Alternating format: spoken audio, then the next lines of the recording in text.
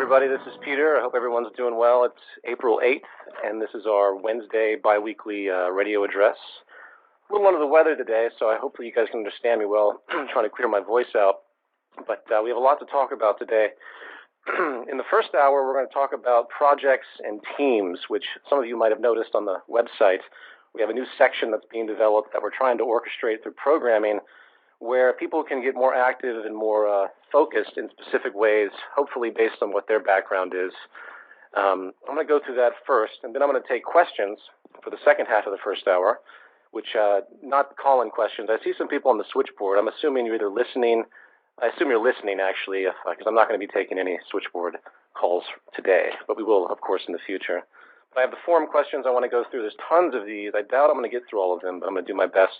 Then the second hour, I'll have Jacque and Roxanne on, and they're going to talk about a number of different things, specifically, however, how environment shapes behavior, one of these issues that comes up repeatedly when you express the notions of the Venus Project and a resource-based economy to people. They tend to fall back on this idea that human nature or this idea of instinct will somehow not work within a system that's open and free, literally, and you have to have restrictions on people and things like this. So it's a long-winded discussion. It's something that comes up over and over again, so they're going to be addressing that. And I also have some other questions for them. And so that's the program for today.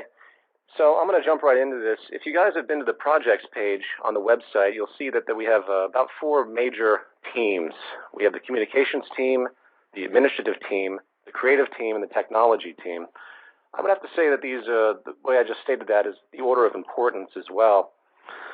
The communications team is by far the most relevant. We have a lot of work to do to get information out to people. There's still a lot of skepticism, a lot of jokey mentalities out there that just poke fun at these concepts because they look at it as a utopian, futuristic kind of, they look at it from a cynical standpoint of what they've referenced when they watch things like Star Trek. And, I heard a radio talk show host recently refer to the movement as just this group of people that want to put a computer in charge of the entire world. And of course, that's an extremely asinine generalization, but unfortunately, we're getting a lot of responses like that.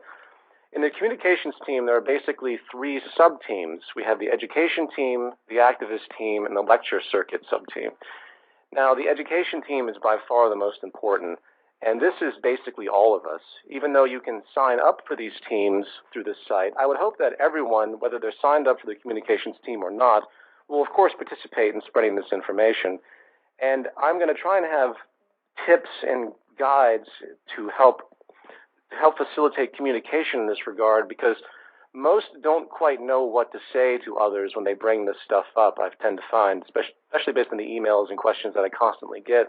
There are certain things that tend to be overlooked. And very quickly, I want to go through some critical points that if you were to engage someone new that, of course, has a hopefully has a certain skepticism towards the way the world is working today, and they want to be proactive. And the question is, where do you begin when you explain this to people? The place you really begin is where we are now. And not only with the financial problems with this massive recession and depression, which has been caused by the Ponzi scheme known as the fractional reserve system, along with the other attributes of the financial construct, such as the derivatives, which have compounded a tremendous worldwide crisis. All of those shenanigans are very important to mention to people, but one thing I tend to find many are not focusing on, and that's technological unemployment. Technological unemployment basically overrides a lot of the monetary issues that, of course, I focus on, but socially, this system can't work because technology is making human labor obsolete, and for the better of humanity. So what we have is a new paradigm that's going to be entered one way or another. I think on the last radio show I mentioned that one way or another people are going to be more free than they care to be in the future.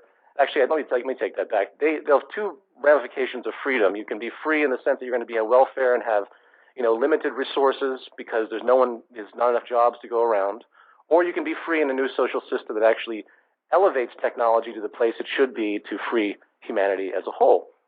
So one way or another, you're going to be faced with a lot of free time in the future. Maybe not your generation per se, but I have a feeling it's going to happen faster than we think, this breakdown of the system, because machines are taking over human labor. And this is statistically proven. You can look at recession periods and look at the job losses caused from financial contraction, but the long-term job losses really are technological unemployment from the agricultural industry, the agricultural sector to the manufacturing sector to now the service sector, and there really isn't another sector in line to continue employment for people.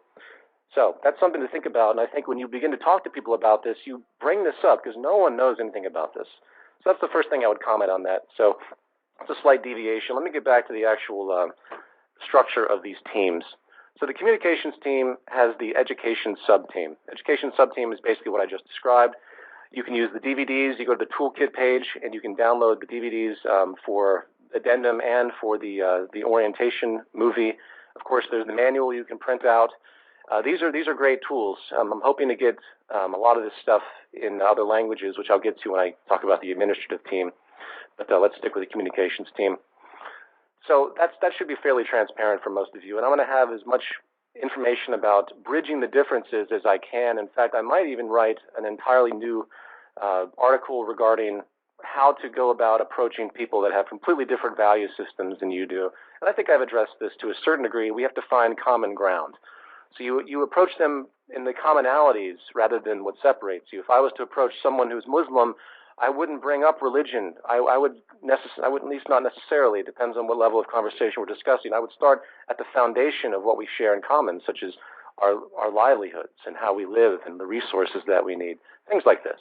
Because most of us, I think, can identify with each other on that level, even though, unfortunately, we have a lot of idealistic wars happening in this culture, in the majority of cultures throughout the planet. It's a kind of a free-for-all right now, lack of focus throughout. So anyway, that's that. Activism sub-team. This is very important, too, and not something that we've been talking about much because of the focus on generating communication for the broader picture.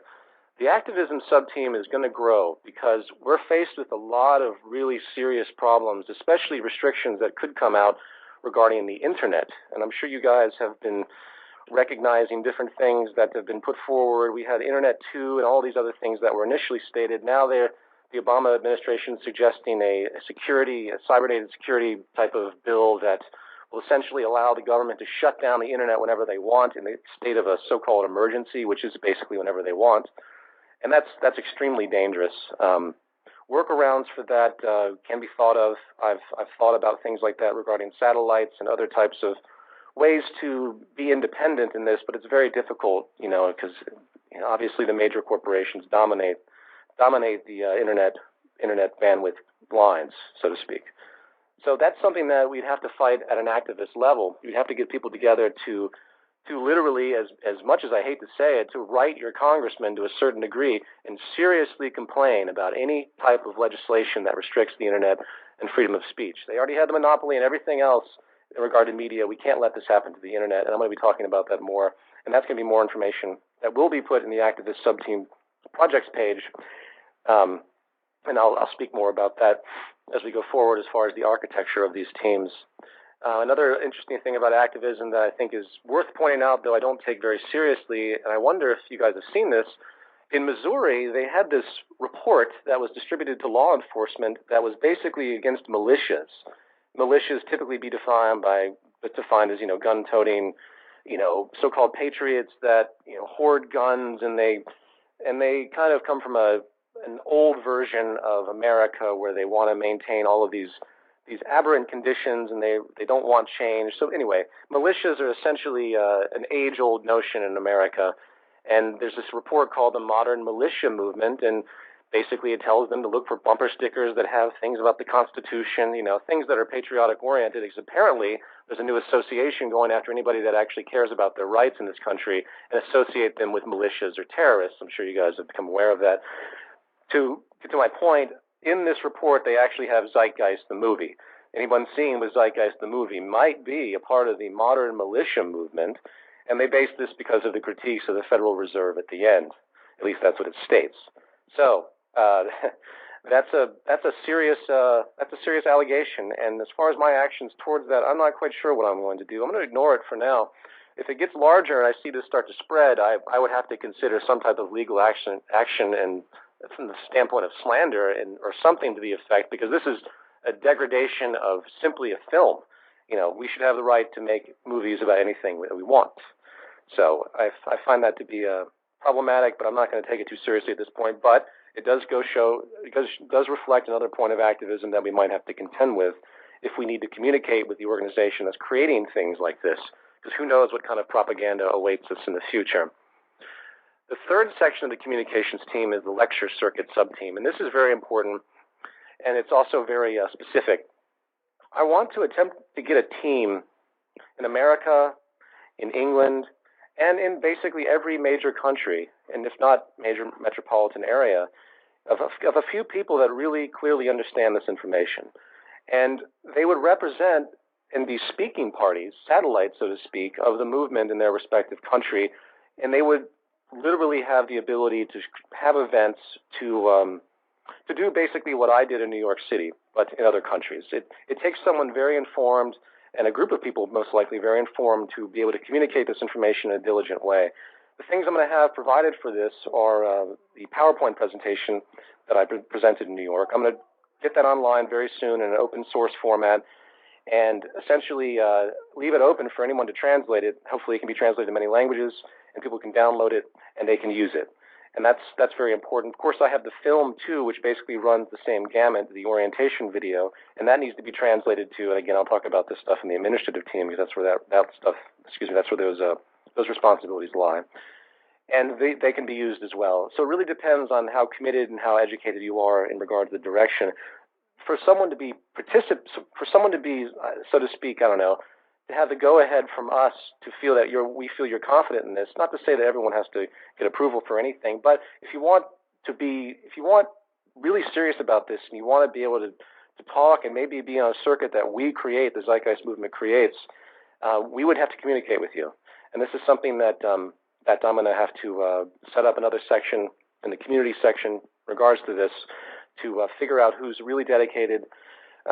You could probably email me and talk about this, but we're not there as far as the community section that's being set up for this whole team orientation. So I'll talk more about that as we go along. But that's actually very important. I'd love to have a team of people. There's actually a lecture circuit in America that deals with colleges, and all these colleges subscribe to this particular circuit. I can't remember the name of it right now. And essentially, these colleges just reference this circuit database of people that talk about whatever issue, many issues, even groups and bands are associated with this. And they oscillate and they bring each party in as a normal, extracurricular type of event in these colleges all over the country. And they pay to do it, too. So if we had a group of people that were, 5 or 6 of us that were ready to go out and do this in America, and all year long we slowly traveled to every college or anything, there would be, luckily, the circuit itself actually funds the transportation for this, so it's not all a big, loss. This is something I'm looking into right now, and back to my original point, in America, it'd be great to have a rotating circuit of people that can actually speak about this. I can't be the only one doing it, so this is something I'm throwing out there for you guys to think about, see how dedicated you really are, and if you'd be willing to kind of train in this orientation and deal with the complex questions that you get in regard to this direction, and so forth. Now, before I go any further, by the way, I just summarized the communications team, the education subteam, activism subteam, and the lecture subteam, lecture circuit subteam. When you join any of these teams, you go to the community section of the website. And this is a section I'm sure you've all seen. It's just called community. And there's going to be a dedicated page for each team and subteam. This is where the majority of information that's relevant to what you're doing will be placed. Apart from the project, the projects page, which I'm talking about right now, which the information will likely be mirrored. So that's how the process works. Basically, you join the team, then you become a part of the community, and then you have access to the forum that's representative of that team. You can't post threads on the forum unless you're a part of the team. That's just a simple way to keep this kind of organized, so it's not a free-for-all of a bunch of random people coming in and doing stuff. They have to go through these steps of commitment, and hopefully that helps with some of the noise that we tend to see on the forum in general. So I hope that's fairly clear. I'm kind of jumping around here a little bit. I apologize about that. Let's move to the administrative team.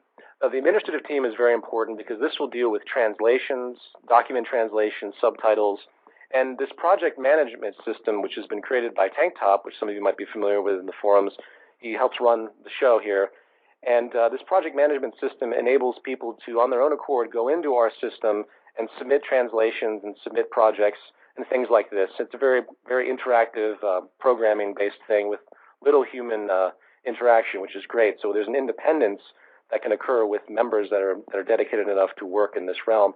So apart from translations of the website, we need translations of documents, and we need subtitles for the films.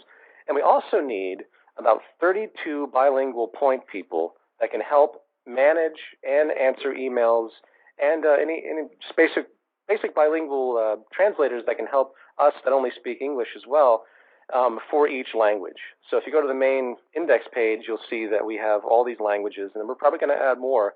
But we need to start finding bilingual point people. I have a few, but I need to have a dedicated team of people. It shouldn't take like an outrageous amount of time, but someone that can help me, with someone that's trying to communicate with me in Japanese, with the movement in Japanese, things like this. Not to mention, apart from that, having people dedicated to actually start to update their language sections of the sites. Now, I apologize if I'm moving quickly through this. I'm going to post all of this, but I just want to give you guys a rundown. So the administrative team helps with the website, helps maintain the website, helps orient the website in a custom way based on their region, which is based on language. For example, the Russian team, they have their independent site right now. I'm most likely going to bring them into our current site and let them maintain their section of the site. We can do that through the Joomla programming that we use for the back end of the website.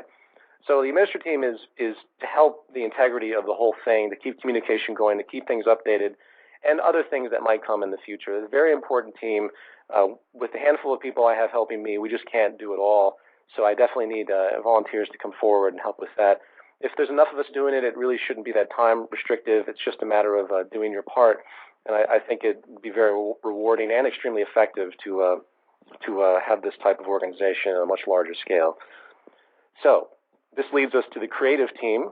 Creative team, at this point, the two teams I'm about to describe, the creative team and the technology team, are basically thought exercises and technical, perspective exercise teams. At this stage, we can't do much with this because we don't have the resources to do it. However, that doesn't mean we can't talk about what's relevant and efficient and the most optimized method of a particular product or a particular idea.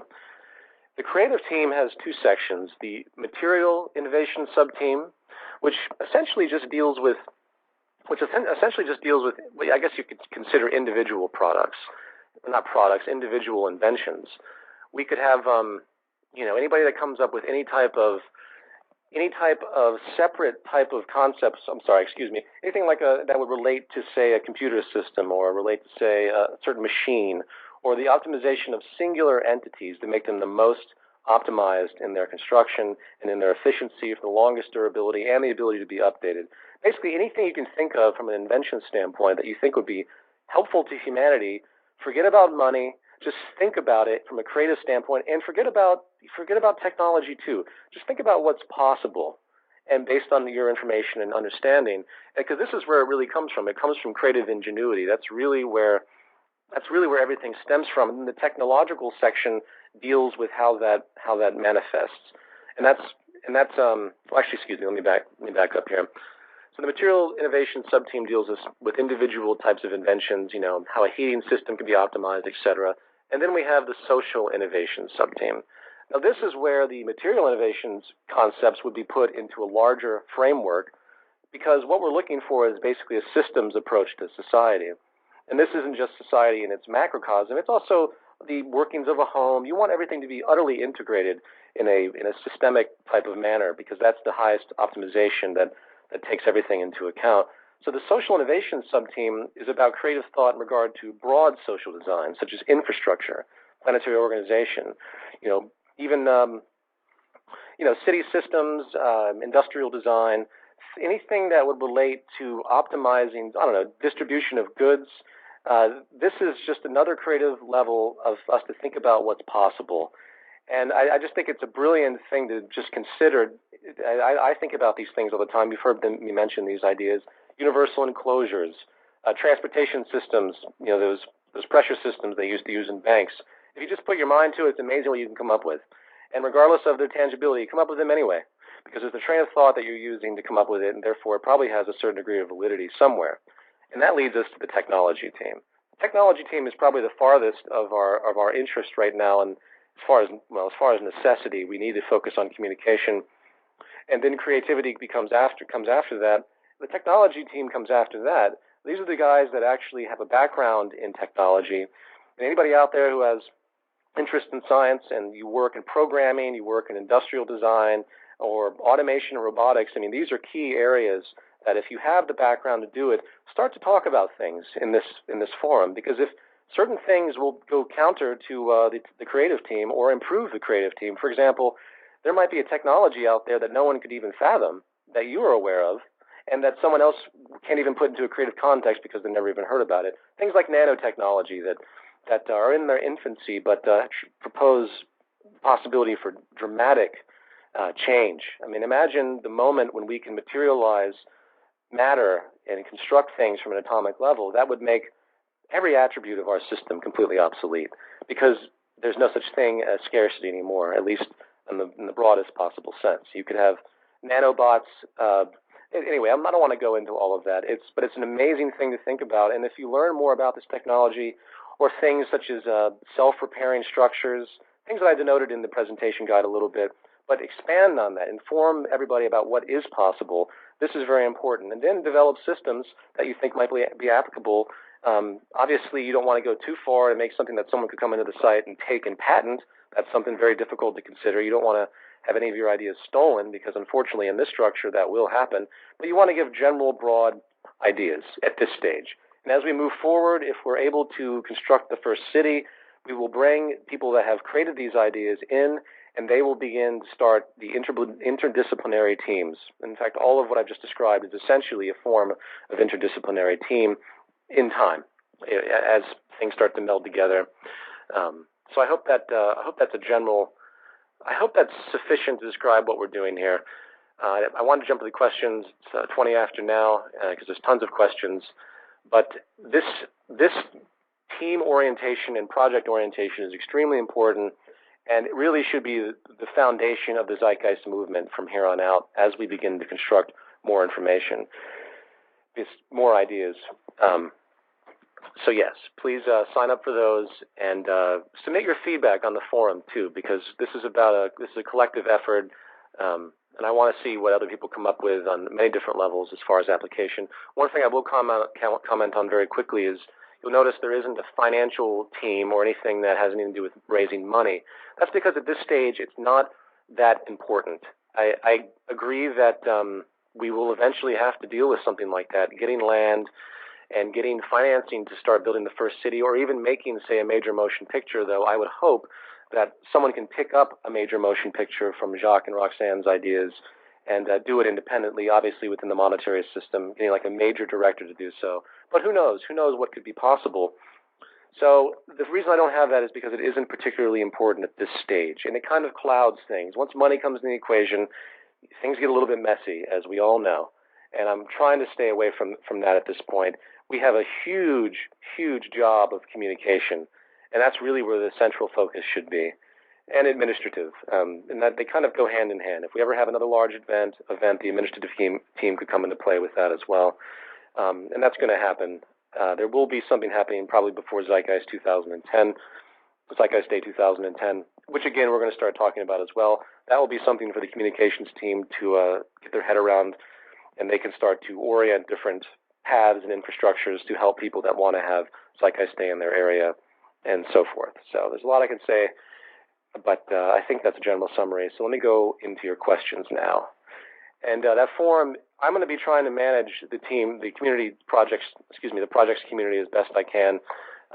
So I'm going to do my best to interface with you guys directly. I haven't had a chance to do much with the forum just because it's moved so fast and I'm having so many other things to do, but I'm really trying to push this and get people dedicated. Oh, and by the way, once you sign into a particular community, you will instantly be part of a mailing list associated with that. So when we send out, directives, so to speak, about a specific point, you will get that in the mail. You won't have to just go back and check the site over and over again. So that's the way that system's going to work as of now. So let me jump into these forum questions. There's quite a few of these. Let me see if I can get through all of them, hopefully. Okay. First question, how do we know that the Venus Project and its numerous ideologies can be sustainable? The world today holds many more people so many people can we possibly provide to them all without destroying the environment furthermore? Well, yes, I think you definitely can. First of all, what is there? About 6.7 billion people on the planet.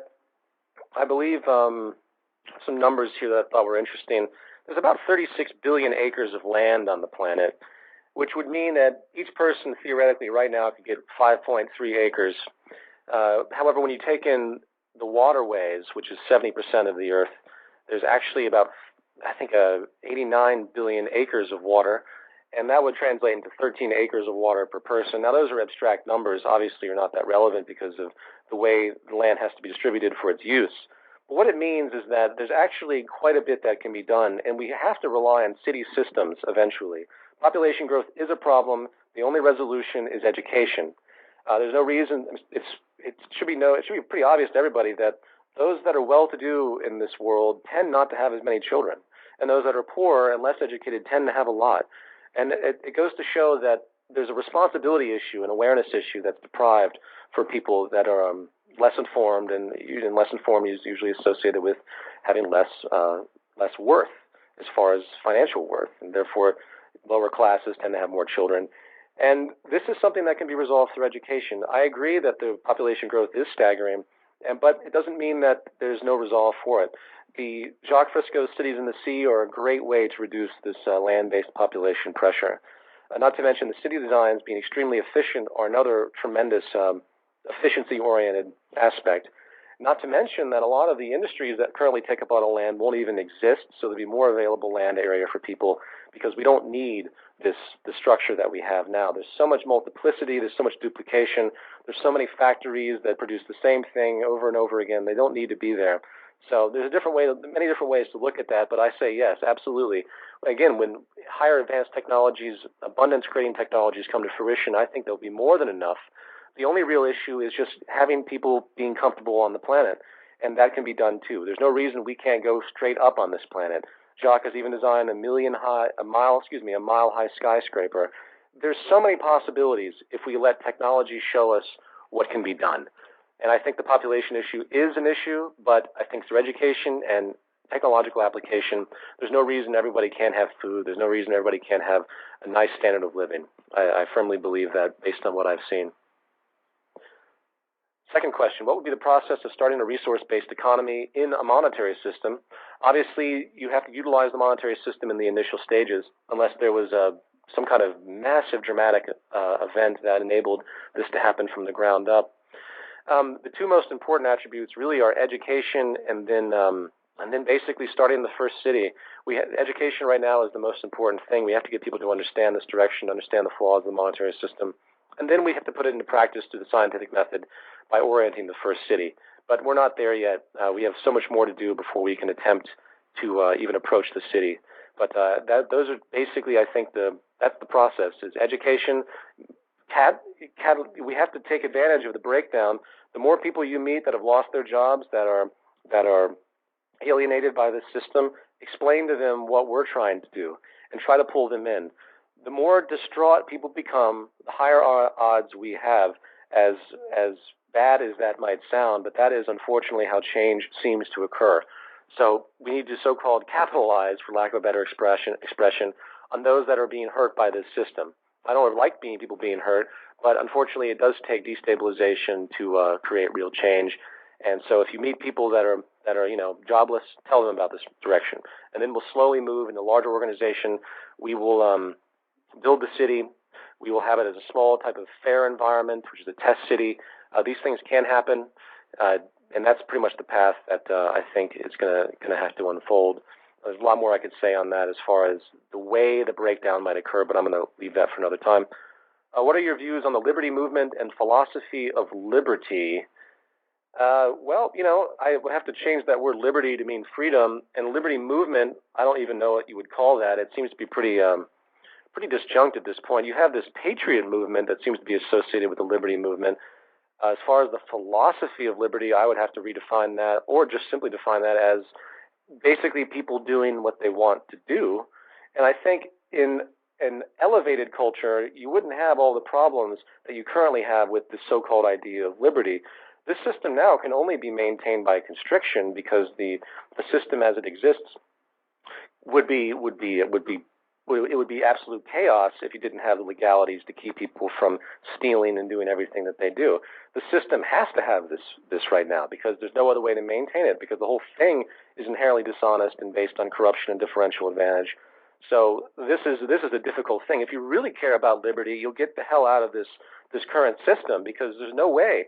I mean, people that want liberty in this culture, the patriot movement, and I don't put them down, they do good work, but they miss the point.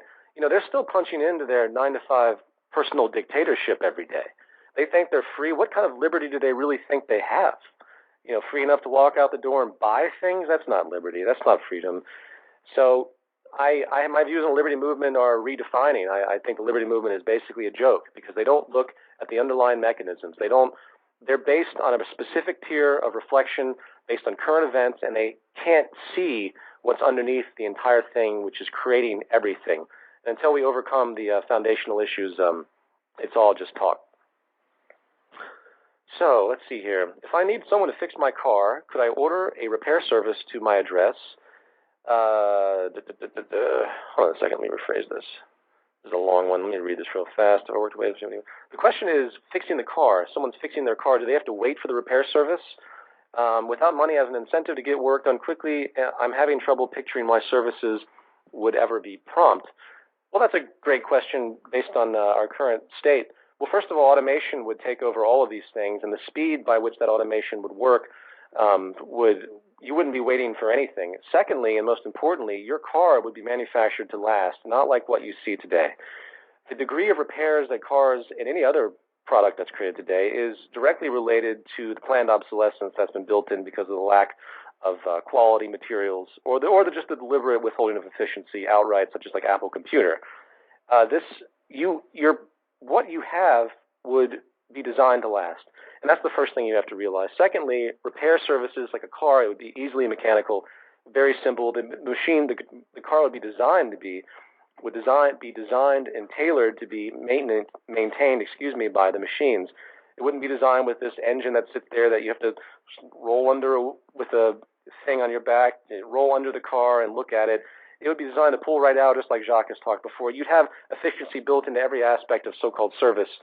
So you wouldn't be waiting for anything. As far as money as an incentive, well, in this scenario, money isn't even required. It's a mechanical, technical process of machines repairing machines. And it might sound a little bit fanciful, but it actually happens on a daily basis all the time. So I hope that answered that question. Really, money isn't an issue in this regard. And as far as waiting to fix your car, you might have to have a little patience if some strange thing happened, but it'd be nothing like today. I mean, the kind of waiting we have today is absolutely mind-blowing.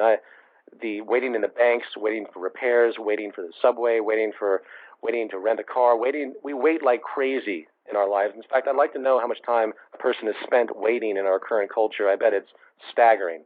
And the wait list, so to speak, would barely exist in this new system because everything would be streamlined and efficient from the very beginning. And that's an entirely different approach to a social organization. Not to mention scarcity. The more something's in demand, the more you seem like you have to wait for it, the more you're willing to pay for it, and that's also deliberate. Question: what will happen to nuclear weapons? Will they be destroyed in transition to the Venus Project? Yes, obviously nuclear weapons would be dismantled and disposed of as best as we can figure out, and the materials would be utilized hopefully for efficient means. Even Jacque had mentioned years ago that you could take nuclear waste and you could use it to sterilize water and air, I believe. So those are. If you put your mind to it, everything we have can be turned around. Even the most despotic materials and the most even the most cancer-causing elements could be figured out to have some use, I believe, on some level, and dealt with and disposed of properly. You've mentioned how wars follow economic crises and tensions abroad. If we do not act quickly, when do you see a potential for World War III? And how would you see this happening? Is the threat of destruction of the world by nuclear weapons a serious threat we should consider? Well, first, yeah, I'd say the threat of nuclear weapons is still very real. While some of them might be outdated, so to speak, sitting in the coffers of Russia, sitting in the coffers of America, they're still there. There's very little nuclear disarmament that has occurred. I mean, basically the public has just been kind of kind of no one talks about it anymore, basically, but it's all still there. The atrocities that could happen from the storage alone. I mean, there's actually missing nuclear warheads that are in the ocean somewhere. I don't know if you guys are aware of this. There's a lot of serious issues with that, by all means. I would have to say that as far as the economic crises resulting into a world war, I can't predict the future, but all it takes is one big fat false flag terrorist attack again on U.S. soil, blamed on, say, China, and who knows what could be in store. It could happen so fast. I can't say what will happen. It does seem like war pulls out recessions and things like this. The Iraq War did initially, but now it hasn't helped that whatsoever. A new war, I don't know. I really don't know, but I think there's definitely a potentiality for that. So that it is a very scary issue. Question: I would like you to elaborate on the idea of awakening and spreading awareness among the military and police force. I would like to know the possible solutions you've come up with for accomplishing this. This is a sensitive question. I commented a few times on issues regarding the military and police, or any type of establishment, the security of the establishment, so to speak. I think most understand that the police department really isn't there to protect the individual public. They're there to protect the rich from the public, generally speaking, and so is the National Guard. And the military serves a larger order to protect the establishment, the broad scheme of a particular country. As long as these protection elements are in place, we are in a lot of trouble because that's really all the establishment really has. The establishment is very small, really, when it comes down to it, but they have this massive arsenal of weapons to keep the public and other countries at bay, and to, of course, be aggressor nations and do what they want and have their way with the world. The U.S., of course, the largest culprit of this historically. So what I would say is my approach, and I'm still pondering this, is making another film. Making a film and calling it something like To Our Armed Forces. And first of all, you have to communicate to them that they've been nothing but abused by this establishment. Vaccines, experiments. The U.S. Army has been essentially a ground for experimentation for many, many, many decades. And it's atrocious. You have all these very sick Iraq vets that are back now, not to mention just the general trauma they go through post-traumatic stress disorder. The suicide rate is unbelievable, but they have these issues from all these strange experimental vaccines that they've been enduring. I think if you went back historically and communicated to the armed forces and the police how much they're abused by this system, how much they're taken for granted, how much the 25% of the homeless population are vets, I think that would be an initial starting point. So you ask them, what are they fighting for? What are they trying to preserve? And how does it benefit them? I think if they knew of an alternative, such as the Venus Project, they would shift their perspective. They would begin to see what they're doing is not for the welfare or betterment of themselves or the people. And they're coming at it from the wrong angle. And they need to start reevaluating what their values are and what they actually care to express and care to protect. And they should really be protecting a larger integrity of the social system. So that's a general approach. That's a very complex thing to address, but I do stand behind the statement regarding that all the establishment has really are its military officials. And that's not that, I have no advocation of violence towards anybody or the establishment or anybody in the armed forces at all.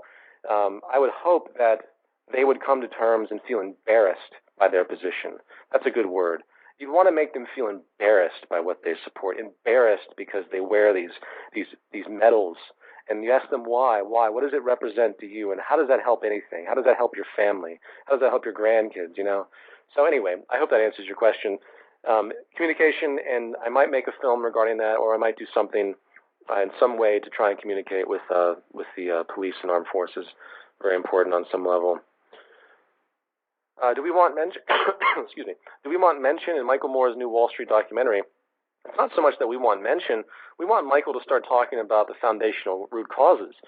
All of his films are great. I have a great appreciation for all of them, but I get a little frustrated because he never seems to get to the bottom of anything at its true level, at least in my opinion. And I just think that for example, his last film, Sicko. Well, what is the solution? He talks about the monetary system loosely, but he doesn't put it into the relevant context that this is the real cause, and that the corporate politicians that are taking money for the pharmaceutical companies, they're doing it because they live in a monetary system, and that's how they gain their reinforcement for their survival and their differential advantage. It's a self-cycling type of mechanism. Until someone recognizes that, it's all kind of just talk. the public is just going to get angry at individuals and completely miss the point that the system is what is creating these people and their mentalities. So that's what I have to say about that. What set of conditions are needed to initiate the construction of an official Venus Project city? What exactly makes the likes of the New Zealand project inappropriate? Well, actually, I don't think the New Zealand project is inappropriate. In fact, those of you that are in support of the New Zealand project, send an email to me at well, actually, you can do it through the forum. Go to the forum on contact and email and use the subject New Zealand, Zealand, or whatever to that effect. And I want to hear exactly what this is about, because I've seen blog posts, forum posts, but I haven't had a full rundown of this, and it hasn't been directly emailed to me. So I'm curious to know what you're talking about. And I think I answered the other question as far as the conditions needed to initiate the construction. The conditions essentially are, sadly enough, financial support, land, and of course an interest to do it from hopefully a large number of organizations. And ultimately, a breakdown of society wouldn't hurt, as bad as it is to say that. We need a catalytic move out of this system, and as long as people are placated with their TVs and computers and video games and, brainwashed 9-to-5 jobs, then we're kind of out of luck until they come to a realization of what they're missing from life.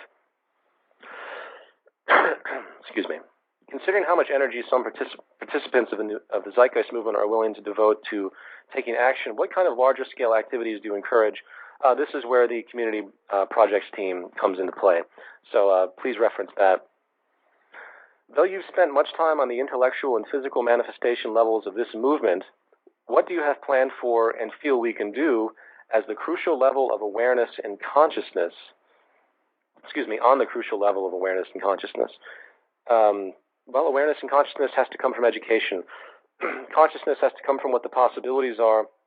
And until people understand what the possibilities are, they're basically kind of in their own little jail cell. People only know what they've been taught to know. And I know there's certain metaphysical perspectives of this. I happen to appreciate Jiddu Krishnamurti and a lot of great thinkers like this, but it doesn't all exist inside of you. You're a product of your environment. So consciousness is a term that really is a matter of your understanding of what the possibilities are, is the way I would kind of define that. And how do you know what the possibilities are? That's the current state of technology. It seems black and white to say it like that, but if you look closely, that's what you tend to find. So, the crucial level of awareness is really just getting information out there about what the possibilities are.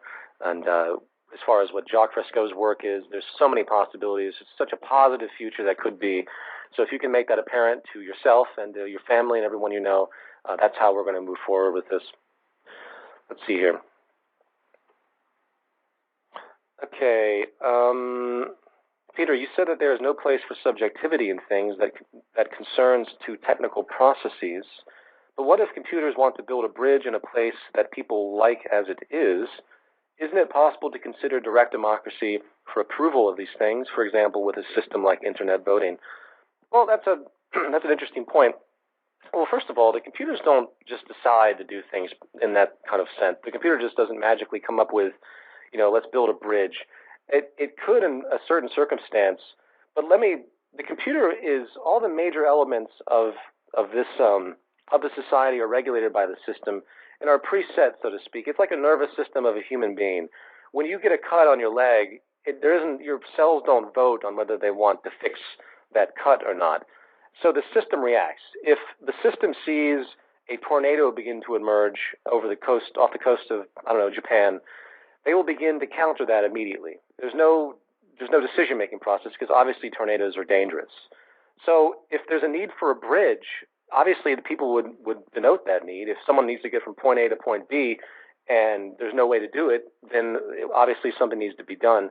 So the level of voting on that regard, I don't know how that would really relate to it. If someone needs it, if one person needs it, it's completely arbitrary. Well, that will be obvious to everyone. But if it's obviously a place where it's an obvious situation where someone needs to get from point A to point B for some particular issue or what have you, then it'd be done. I don't see much of a complexity in that. Just like we build, it's basically based on necessity. So necessity essentially rules, and the computer will understand necessity because it will have this disinformation built into it as far as infrastructure, and a lot of other things. That's, again, a long-winded topic and something that I think the technology team would have a good time thinking about, especially if you're a programmer, as far as these kind of logical deduction methods. And let me go back to this idea of direct democracy. Perhaps in certain circumstances that are highly subjective, this could come into play, but think about what direct democracy would really entail. How much are you willing to vote on? I mean, there are so many processes that go on a daily basis. Do you really want or care to vote on every single issue? The point being is that this idea of participatory democracy only goes to a certain extent. And once you remove all of the catalytic issues of the monetary system, taxation, and all of the things that we tend to associate voting in regard to, wars, of course, allocation of funds for education. Why we would even need to vote for that, I have no idea. For one, there's no money, so there's no reason to vote for it. Education is as optimized as technically possible. Will there be human interaction in that? Of course. There's always human interaction, but it's an entirely different basis of association with the system. And the system in its basic orientation would understand what's relevant and what isn't, and the human subjectivity of that would be in line with it. And one thing I'd like to do is have a thought exercise in regards to this, because I get these types of unique questions a lot, and I think they're great to think about because it puts it into a context. What I'd like to do is have someone start a forum thread, if you would, in the radio blog, and call it possible problems within a resource-based economy, and just basically put any question that you have that you feel might be an issue. This issue about a bridge being put somewhere and someone else doesn't want it. That's a good point because it's actually the wrong question. So I want to relay that. I want to get a bunch of this in feedback, and I'll start to address these more so because they're great thought exercises. The real issue is how do we design a society that doesn't need laws, everything's built in, and doesn't need money? How do we organize a system that can do that? Where we don't have a police department to call like children when we have a problem with our neighbor. How do we interact with each other in a way that resolves issues in a way that's rational and simple and equal in whatever extreme? I mean, obviously there are certain instances where it would be something like a first come first served basis. And in fact, there's a question here that I had in regard to. Let me jump to that right now because it's slightly relevant. Where they ask about internet domains and well, how would someone have an internet domain? Would they buy it? How would they have the property of that? And that would be a first-come, first-served basis. Not to mention that the internet is essentially it's a digital medium which is essentially infinite, based on how it's oriented.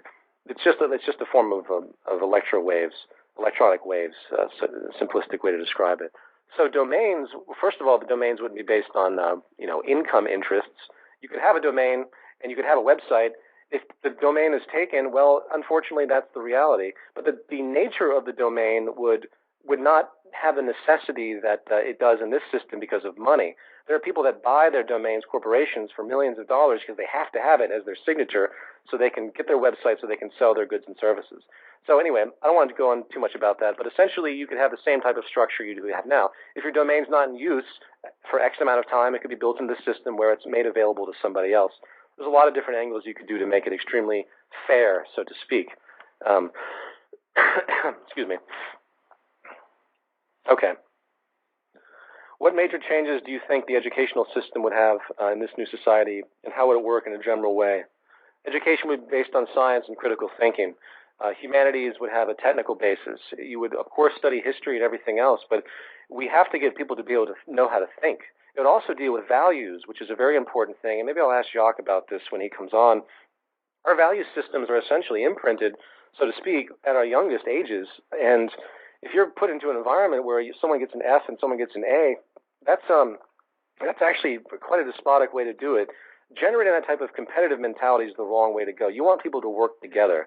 And there are many different ways you can advocate this teamwork type of mentality at a young age, as opposed to this isolated, I got the A, you got the F, I'm smarter than you are type of mentality. Education would be constructive. It wouldn't just be a bunch of people sitting in a chair. If they learn about physics, they'd be instantly involved in it.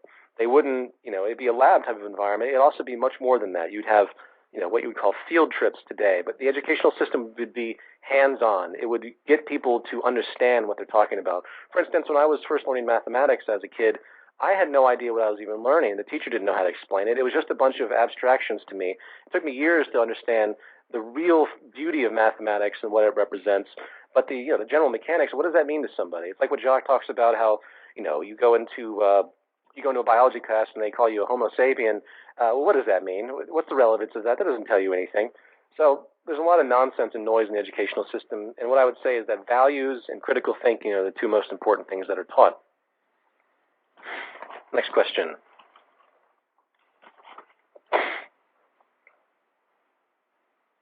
Let's see here. Let me jump to one that already did that one. Residential offices. Include their own houses. Okay, hold on a second. What's your position on transhumanism? That's an interesting one. I see transhumanism in their organizational structure as being a bit fanciful and a bit scary in the way they try to talk about things. It's like the group themselves try to make things a little bit more extreme, and it sort of poses an alienation to the public more than it helps them. To think that we can't grow, say, a liver eventually and put it into a person, does that make them a transhumanist? Or someone who has a pacemaker, does that make them, because they have technology a part of them, it just helps them?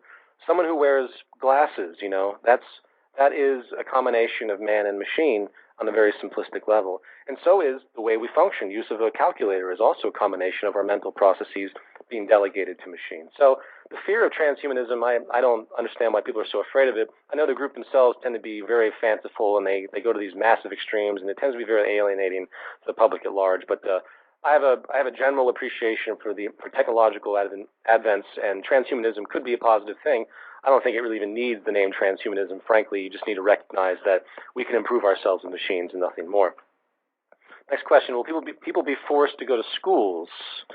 If you want the majority of people to know a lot about a lot of things, they will most likely have to be forced to go to schools and study. Well, actually, I don't think that's true.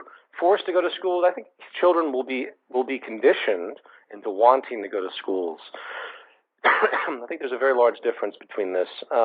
I always thrive for knowledge.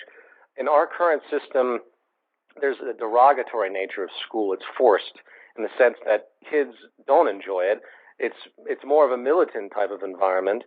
And to say that anyone's forced to do anything in this system is not the way that I would approach it. I would say that the value systems are put in place where people begin to recognize that if they want to contribute to society, then they need to be educated. Why would someone not want to be educated? It's only in our sick culture that people have been, brainwashed into this laziness, where they sit back and they drink beer and they watch television, and you can't blame them. They've just wasted part of their day at their 9-to-5 job. So you have this kind of cyclical indifference to society as a whole that exists. And people, they're not treated well by society. Most of them aren't. Poverty, welfare. I was in the subway the other day and I watched an individual unwrap a candy wrapper and throw it on the ground. And I realized immediately when I watched this that the individual who was not well dressed, who looked like they were fairly poor, essentially had no respect for society. And why should he? This society doesn't deserve respect. When I see people throw bricks through windows, of course, I'd never advocate that. But what it relates to me is not some aberrant man who wants to hurt the system. It's somebody who more likely realizes that if society doesn't do anything for them, they're not going to do anything for society. And that's something very important to think about. I think, and back to your original question, I think schools, I think education in schools will be extremely sought after. I think it'll be fun. I think people will love it. It'll be a social type of environment, and it doesn't have to be the way it is today. Just like labor. Pardon me, I really apologize. Okay. My first concern is on the elimination of money. I feel that the elimination of money is not the issue at all. When the first civilizations came to life, they had abundance of water and land, and yet they still fought over it. Well, actually, that's a very interesting assumption. I would have to disagree with that assumption. While you might have an abundance of water and land in the early civilizations, you still did not have an abundance of tools and means, of food, means to go about your everyday life. If only one person has a hammer and the other one can't find the resources or doesn't have the initial tools to make the hammer, they might go steal that hammer because it's scarce. So I think scarcity has been driven throughout. If you look at the animal kingdom, some will say there's abundance in the animal kingdom. Well, sure there is, but you still have the stratification. You still have lions killing zebras. Do I like seeing that? But no, that's the environment that exists. We don't live in a harmonious world per se. We can create one, but that is not the natural foundation of the system at this point in time. That's what our ability is. Our ability through technology, we can create a new system that enables humans to to not fear each other and to get what they need. And that's a very important point. Actually, in regard to this, I want to read something very briefly from a man named Kevin Danaher, who works for an organization that's against the IMF and the World Bank. He wrote this book, and he did some research on Christopher Columbus, and I think this is very interesting in regard to the questioner's idea that primitive civilizations still fought and were violent, which is, of course, true to a certain extent, but it wasn't always the case. So let me read this really fast. He states, Columbus's own diary reports that Native Americans enjoyed a far more civilized lifestyle than any society in Europe. And he's referring to Columbus when he arrived on the Caribbean, by the way. This is, when he found America, so to speak. They had a more civilized lifestyle than anything seen in Europe. The natives only worked the equivalent of a few days per week, pulling fish from the sea and taking fruit from the trees. Their children often accompanied them during work, and they made a game of it. They displayed no shame, wearing little or no clothing. They had no guilt, making love openly, and they were so generous that anything the Europeans showed interest in was promptly given to them. These are the first Americans, and I'll continue here. Certainly the colonizers' version of history has cast this culture as one of savages, and the fallacy of that view has now been established. So a contemporary reader of Columbus's diary expects Columbus to say something like, we should send our best scholars to study these people and learn from them. Instead, Columbus writes in his diary, the people do not bear arms. They do not know them. For I showed them a sword, and they took it by the edge and cut themselves out of ignorance. They have no iron. Their spears are made of cane. They would make fine servants. With 50 men, we could subjugate them all and make them do whatever we want. So here's a classic example of Christopher Columbus, the European bastard, who comes to the States and finds these peaceful cultures that do not engage in warfare, that have an abundance that they utilize, that work very little and essentially a resource-based economy, very similar to what Jacque Roxanne talks about when he lived off a South Sea island. And yet his perspective is to take advantage of them. Why? Well, that makes sense because that's the culture that he was brought into. So there's your clash of cultures right there. So I hope that answers your question. It doesn't have to be this way is my point. It doesn't necessarily have to do with technology either, but we have to utilize technology because that's how we're going to maintain such a large civilization. Smaller civilizations can easily work on an abundance, but unfortunately, that's limited to the carrying capacity of the Earth in those regions. And we can live a much more sophisticated life than that. We don't have to regress back to something like that just to make a peaceful world. So, okay, let me move forward here. Let's see, we have about 1 minute here. So let me answer one more question, then I'm going to have Jacque and Roxanne on. Will the mainstream media begin to mention our existence? Actually, the New York Times did, and that, even though it was a slightly cynical, it was positive overall. I got to hand it to him for being as nice as he did, considering. We have been getting mentioned. I got an email from guys in Russia that also were getting press because they've been doing a lot of work. So there's the media. It's happening, and the more we work with the communications team, the more we can get our interest in the mainstream media. I'm going to start doing a lot more interviews and a lot more radio shows soon. Not third-party radio shows, in an attempt to continue doing this. I get a lot of invites, but unfortunately I can't do them all because of my schedule. So anyway, I have a lot more questions to do, but we're going to go to Jacque and Roxanne now and pull them into this. Jacque and Roxanne, can you hear me? Yes. Yeah. Hi, Peter. Hey, how you guys doing? Great. Good. So I've been going through a bunch of questions here and couldn't quite get to them all, but we're going to shift gears now. And there was one quick thing I did want to bring up in regard to education. There have been a few questions on education. And basically, I'd like, in New York, Jacque, you elaborated a little bit on education. And I'd like you to go into a little more detail, if you wouldn't mind, because you mentioned, for example, how one thing I thought was great, how if you had people working on, say, the creation of a car, they would learn teamwork by all four of them lifting the car up at once. And you denoted this very interesting way to approach people learning how to work together. Can you elaborate on that, Jacque? Yes, I think so. Sure. First of all, education for the future would be mostly computer sciences, also environmental studies, reclamation, different methods of producing clean sources of energy. So the technology future would be very important, and particularly satellite studies of the globe. In other words, we can, from 3,000 miles out in space, photograph plant diseases all over the world. So geographical studies, physical methods of creating clean sources of energy, high technology. What will not be used in the future is business administration, stockbrokers, lawyers, or any profession that does not generate energy or material resources. That's great. That's great. And on the notion of people learning to work together, you had some very interesting angles on that. For example, we might have craft shops in the future where 6 kids get together, and the car that they're building will not go together unless 4 kids lift it up and the other 2 put the wheels on. But we don't advocate cooperation. It's just that things don't go together if they don't cooperate. So they find that working together is much more useful than being competitive. Right. The sharing of ideas. And that would happen also in all education. If you keep children away from fairy tales, Jack and the Beanstalk, Mickey Mouse clubs, things of that sort, children can learn technology, continental drift, seismology. They can learn all about technology. It isn't necessary to give them fairy tales. They have to undo all that in the future.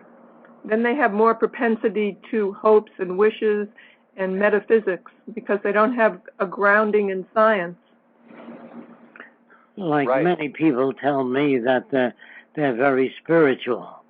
Well, the being spiritual, meaning provide more food for people, eliminating war, hatred, jealousy, envy. I don't know what spiritual means unless it means cleaning out the limitations in human values. I think that the Venus design, that is a society, the social design, is translating all spiritual concepts into a way of life rather than paper proclamations guaranteeing rights of individuals, which never worked. Right. I couldn't agree more. On the subject of education, the issue of jealousy and crimes of passion and all these things that people eventually, fall into when they grow older, you mentioned before that these things would also be addressed through education. Can you elaborate on how jealousy would be eradicated through education? Well, the kind of education when nutrition is better understood, or what little we understand about it today, is put into action. There'll be no junk food made. You couldn't buy drugs because there's no money. There'd be no prostitution because there's no money. No advertising because there's no differential advantage. How do you eliminate jealousy? For example, you generate jealousy. A lot of people think it's just part of human nature. They think that greed is part of human nature. You manufacture jealousy in the home when you favor one child. If instead of picking up the youngest child and playing with it, and while the 7-year-old stands by and watches you, you're producing jealousy and envy. That's where it comes from. Favoritism, where you hold up one child against the other. You say, why can't you be like your brother? He puts everything in place and you leave everything laying around. And so that produces bad feelings. Another thing that produces jealousy and envy is grading children in school. You give some an A, some a B, some a C, some an F. When you do that, you immediately manufacture jealousy and envy. So no child would be held up in front of another child or awarded or given credit. That's very special. You don't do that in the front of other children. You create more harm than you do constructive, cooperative behavior. Another thing about children exercise wouldn't be mandatory, but you build it into the environment. For instance, the kids like to go to a craft shop. So there's a big lake and a hill, an island in the middle of the lake that has a hill, and the craft shop is on top of the hill. So they have to get in a boat and row and then climb the hill. So the exercise is built in. We call it functional exercise. Right, that's great. That's great.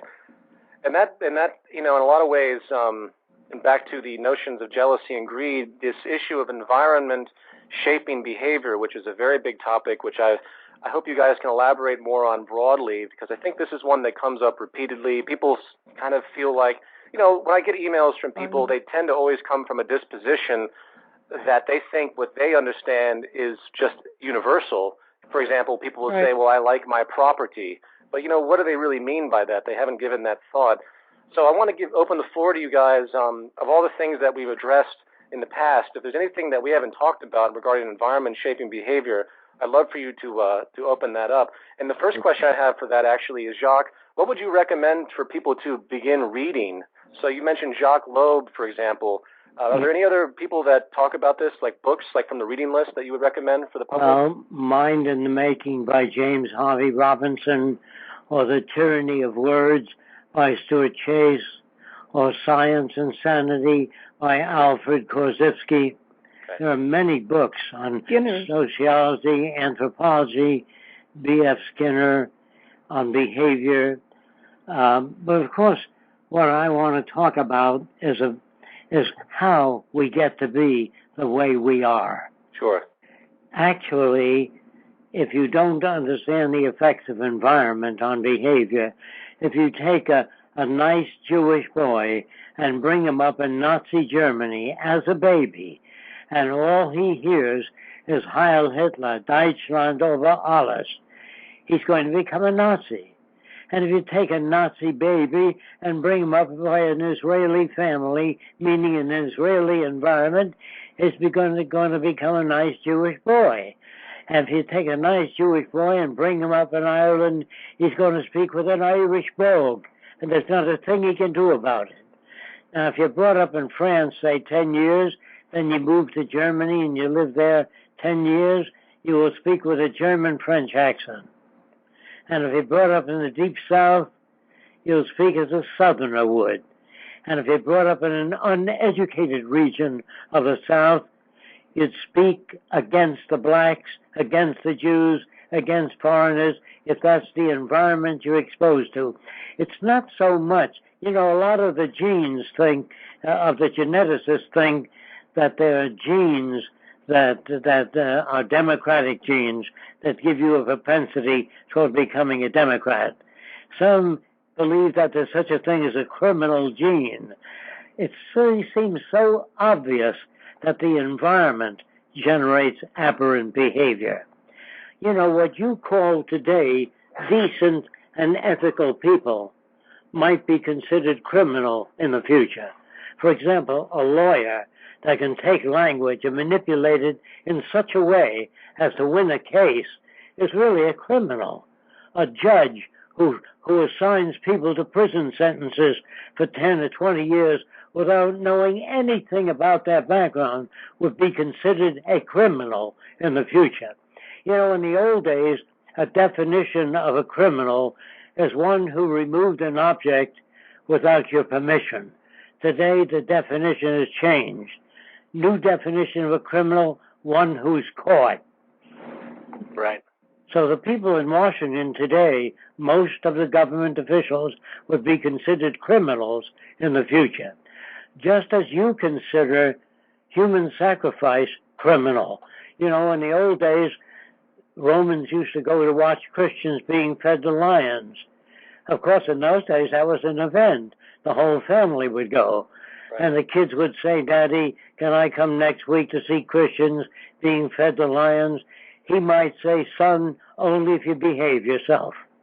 So you see, what passed in what went by in the distant past was considered normal for that culture. Now, bullfights are normal in Spain. And setting a bull loose in the street chasing after people might be considered normal. In the future, be considered criminal. So you see, all your definitions are insufficient. When a person says, I believe in a certain thing, is it that they believe in it, or have they been programmed to believe in it? You see, every culture you're brought up in emphasizes what they consider the good points of their culture. If you're brought up in the Arab nation, it's normal to have 10 wives if you can afford it. But many people today look down upon a person having more than one wife in America or England. But remember, there was a time when King Solomon had 1,000 wives, and I never saw anybody get angry at that. Of course, that was considered normal in the old days, to have as many wives as you can afford. Today, it's considered criminal. So our definitions are very old. Our language is very old. It was designed hundreds of years ago. And instead of people talking to each other, they talk at each other. So I'm going to say this clearly, if I can, that the world you live in is essentially insufficient to produce behavior that's sane. Aberrant behavior is not an inborn thing unless it's a degenerative disease of the brain. And if that occurs, we certainly don't put people in jail. And if they've been conditioned to be thieves, liars, or serial killers, it's our job. It's our job to undo those things. So, in other words, if you have an automobile and it veers to the right, you can kick the fenders or you can check your tire pressure. If the tire pressure is uneven, it'll veer to the right or left. And the same with the steering column. You have to check the physical apparatus just as an electrical engineer does. When he checks your computer out, he checks area by area. Human behavior, in human behavior, you have people put in jail for aberrant behavior, but we never touch the environment that generates that behavior. Even psychologists and psychiatrists work on individuals. It's really not the individual. It's the environment that they're reared in that creates social insufficiency and behavioral insufficiency. They're working ass backwards when you work on a person. It would take you years if you work on a person and they return to the same aberrated environment. It's not going to help very much. So child molesters are not born. They're made that way through certain scales of behavior which we don't pay attention to. And psychologists that try to adjust you to this system have to be somewhat of a prune head. That is, insufficiently educated. Right. I just want to mention that a lot of parents in some way really understand this, maybe won't admit it, but even they, when they see their kids hanging around with other kids that they think are detrimental, they'll pull them away, or they won't allow them to hang around with them. So if they didn't feel it was inborn that they would come out a certain way, then they wouldn't do that. Right. I think it's amazing how most people seem to understand the causality of the environment and what it creates, but they just simply seem to reject it. Like, for example, we still have a lot of people that believe that if you gave, say, our interdisciplinary teams positions of so-called authority, which, again, those who really understand this direction know that we're using computers as tools, we're delegating decisions, we're using the scientific method, and we're eliminating all the noise in the system that the monetary system and this fashion vanity culture has created. But they still believe that if you give someone power where they can say, have the ability to affect society broadly, that they'll use it for negative purposes. And this is a general thing we run into a lot with people I think what would help that, Peter, is the very fact that you were brought up on an Indian reservation. When you think in terms of an Indian group living together, you think in terms of a wigwam. You think in terms of dancing around a fire. Is that natural for Indians? No, it's what they learn living in that environment. If you took the son of a physicist, a material scientist, and brought him up by the headhunters of the Amazon, he'd be a headhunter. There is no freedom of choice, since your environment affects your behavior, your values, your concepts of right and wrong, good and bad. If you're brought up in a Catholic environment, you think like a Catholic. If you're brought up by parents that are agnostic, you may be inclined toward agnosticism. So I would say that it should be obvious if you're brought up by a batch of gypsies, you would behave like a gypsy, unless you read other books or met other people or had experiences different than that of the majority of people. Right. All the values that we have are given to us to perpetuate this system. And understanding that the environment shapes behavior, then we would have to look at the environment and begin to question and change it, and that wouldn't be acceptable. Right. I think most of the members listening right now, I think, have a decent sense of this, though they still have certain issues where they think about the larger problems, the more extreme issues of a rapist or a murderer and things like this. Okay. Well, go ahead. Say two guys disagree with each other, and they get in a fight in a bar room, and one guy punches another guy, and he falls with his head against some concrete block, and he dies. Is he a murderer? Suppose he socked him and he fell in an area where he didn't die. When is a person a criminal? In other words, if you're brought up in an emotional environment, very emotional, say early primitive society, where you say you let that guy look at your sister that way, if you're brought up in that kind of society, you say, I want to punch the hell out of that guy. And if you're punching him, if you help him to kill him, strike him a certain way, you're a murderer.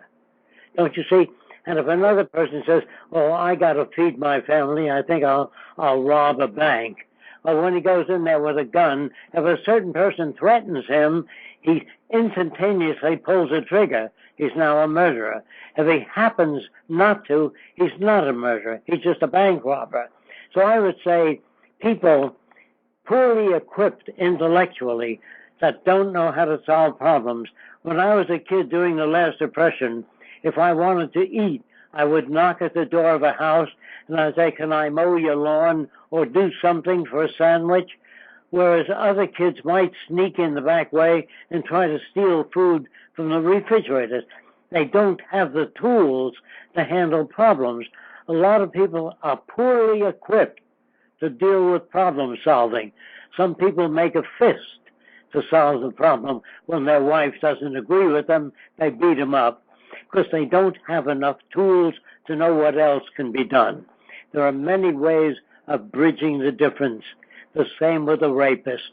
A rapist is a person that's been brought up in an environment where they think about sex in terms of rape because they are not good or they're not able to attain sex. And so when they rape, they associate rape and force with pleasure. And so they become conditioned. You have to watch children.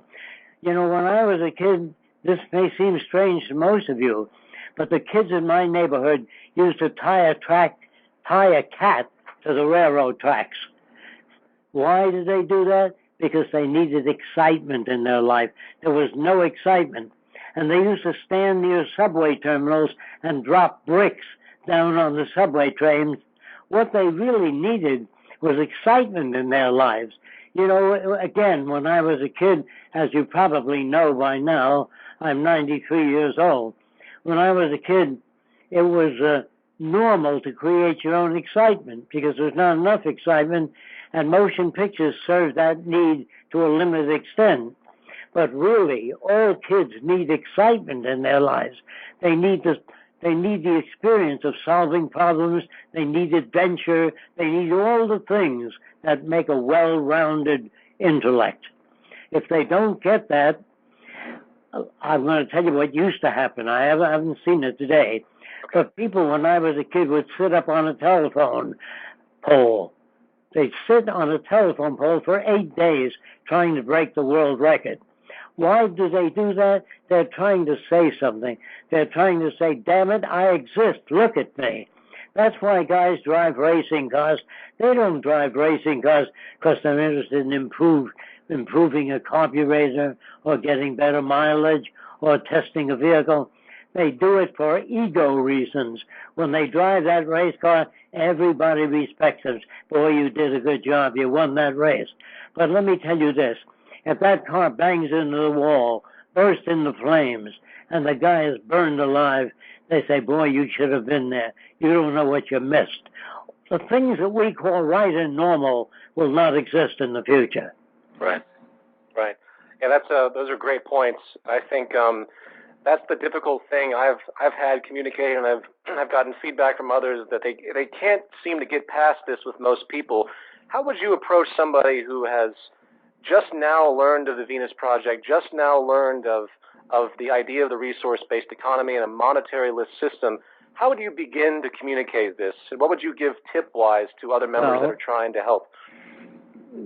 Peter, I wouldn't try to do that with each individual. It'll take a long time.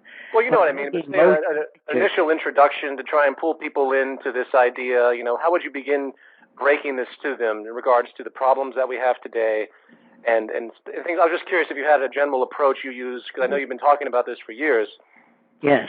Well, what we would do is make motion pictures and show people how animals behave, what makes them friendly or arrogant or attack people. Sure. All animals are subject to also environmental influences. The little puppy that has difficulty getting to mother's breast for feeding is pushed back by the other puppies. And by the way, the puppy that's pushed back most usually becomes a leader in the future. Did you know that? No, I didn't. Interesting thing. So we really don't know what to look for in terms of rearing children to become creative. When my own little boy came to me and said, Daddy, the wheel came off my car, and I took it and I threw it in the wastebasket. And I watched that kid from the side, and that lower lip went out, and he said, Daddy, why did you throw it away? And I said, I'll get you baby toys where the wheels don't come off.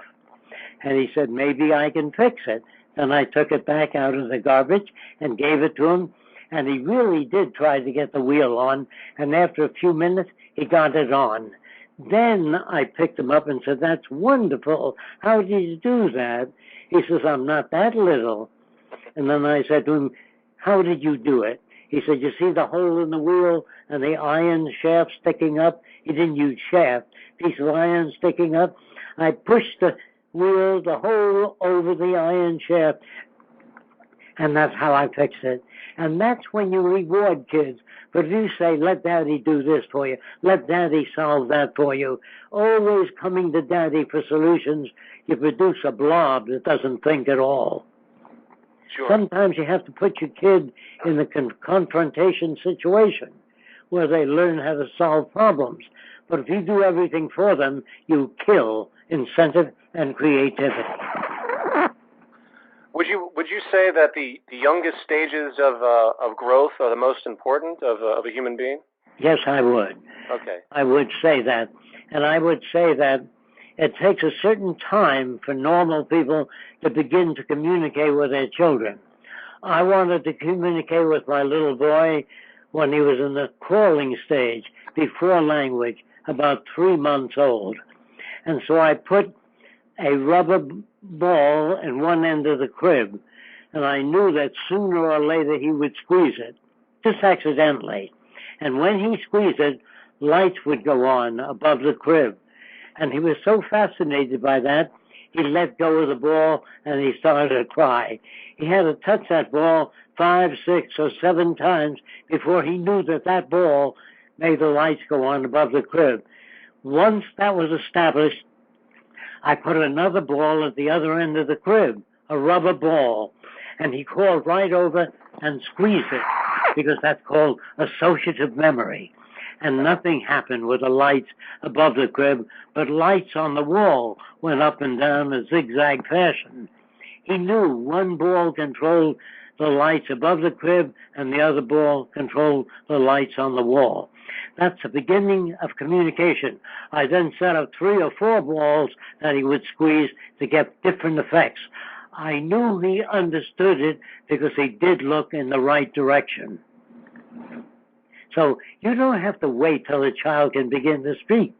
You can communicate with a child much earlier. And you don't have to teach your children Jack and the Beanstalk or Little Red Riding Hood. You can teach them geology, mathematics.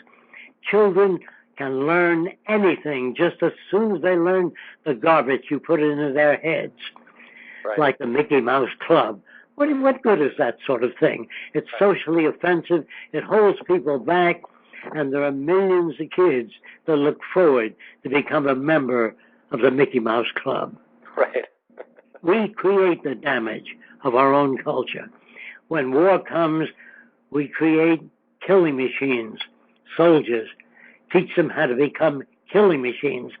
What do you think would happen if we took most soldiers and sent them to college to become problem solvers rather than killing machines?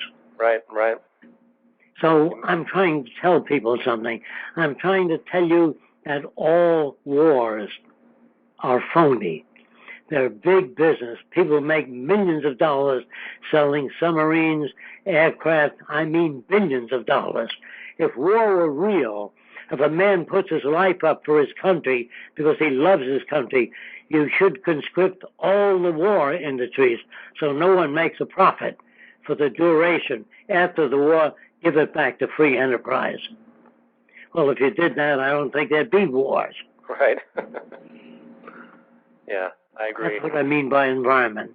And if you still don't know what environment means, if you want your kid to become a ballet dancer, you put him in a ballet environment. If you want a kid to be a musician, you send him to a music school. And that's an environment of music. If a kid's to become an engineer, you send them to university, which is an engineering environment. That's what I mean by environment. I mean the prime effectors of that kind of behavior. And if you want to learn Spanish, you go to a Spanish class. That's what I mean by environment. And normal people are brought up in an aberrated environment where they get angry, they make a fist, they get into fights, they disagree. What they have to learn is how to relate to others and honestly disagree without getting angry. See, this kind of training is missing in school. In schools, they have debate.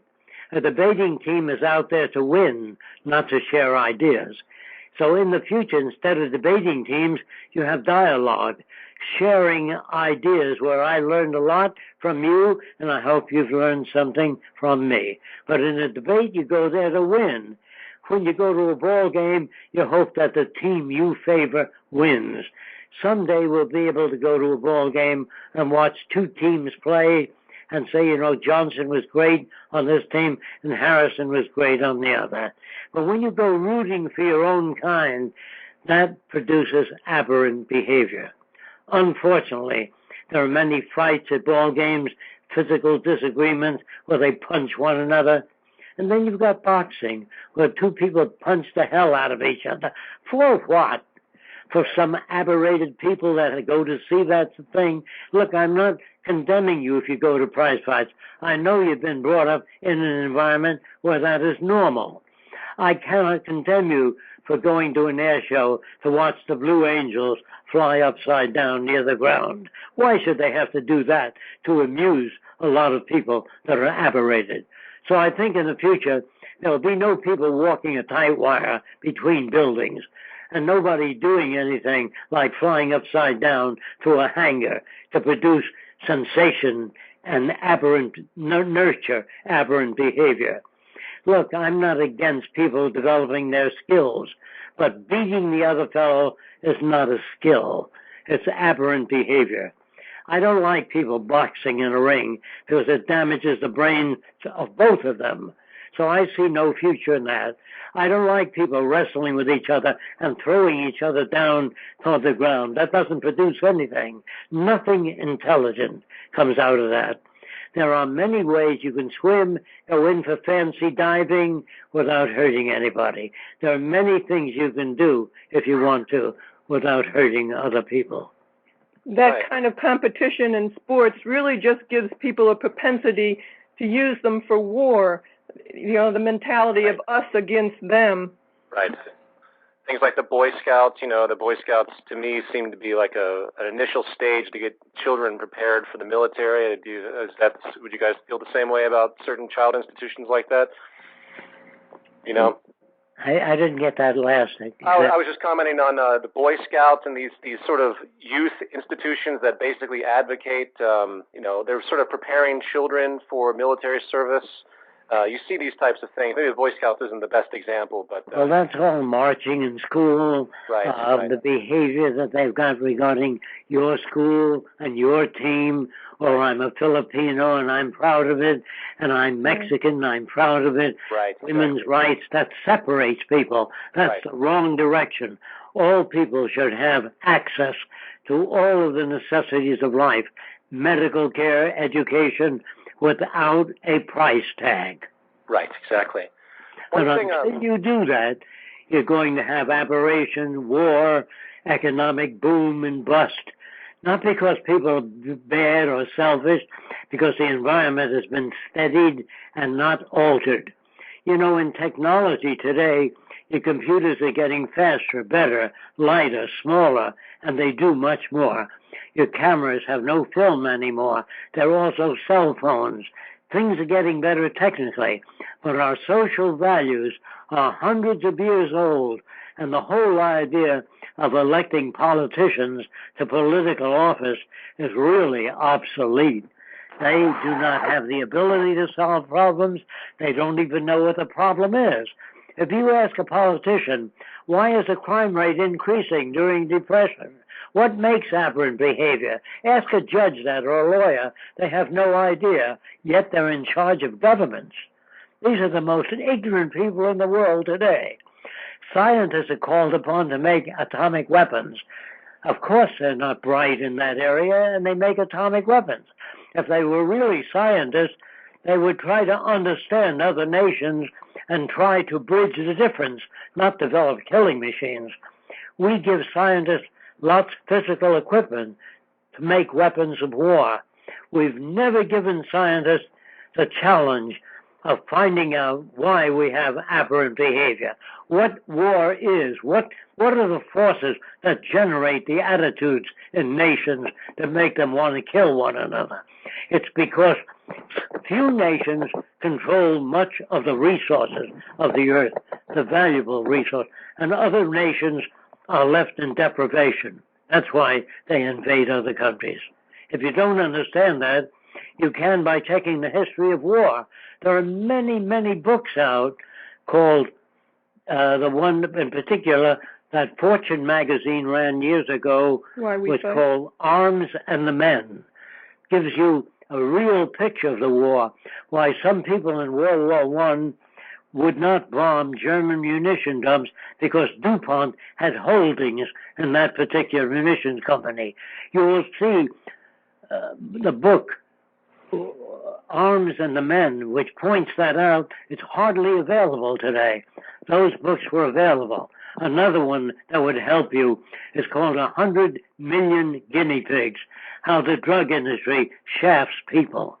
And the public demanded a Pure Food and Drug Administration to check the claims of the drug industry. Today, those organizations are operated by former members of the drug company. In other words, it seems that corruption gets into everything involving money. So as long as you have a money system or a monetary system, you're going to have problems. Right. Absolutely. Absolutely. Let's take the other side of this regarding human behavior. I want you to talk about non-environmental influences on human behavior, such as neurochemicals, such as physiological traits. Like you had mentioned before in regard to instinct, that a bear doesn't have the instinct to hibernate. It's actually a tropistic relationship because of the weather, correct? Yes, temperature. Right. The same with human behavior. If a child is not fed nutritious food and eats lots of junk food and lives in an environment, say, where husbands and wives do not relate well, what happens is a lot of argument. And the more argument and stress a normal human is subject to, the myelin sheath or the insulation around the nerve fibers become thinner and they become more edgy. So you see, even the environment may emphasize temperament and aggressive behavior. So in the future, people will be well schooled in good nutrition, proper sleep, low noise level in the community. Continuous noise level in the community diminishes the jacket of fat or insulation around your nerves and produces edginess in behavior and more arrogance in behavior. We know now enough about human behavior to be able to design an environment that is much saner than the one we live in today. And I'm talking about all nations, not the United States. The United States is one of the most corrupt nations in the world, but all of the others are basically corrupt because of the value system and the use of money and the limitations that religion has, the influence that religion has on people. What they do is people that become religious judge people as good or bad. We don't. We say, what kind of environment have they come from that made them do that sort of horrible thing? What makes a serial killer? Why are some people very hostile? Why do people commit rape? We want to know the mechanisms in the environment that generate aberrant behavior and not eliminate them, but outgrow the need for that kind of behavior. There's nobody's going to tell you what to do in the future, but you'll be brought up in an environment where people really care about other people.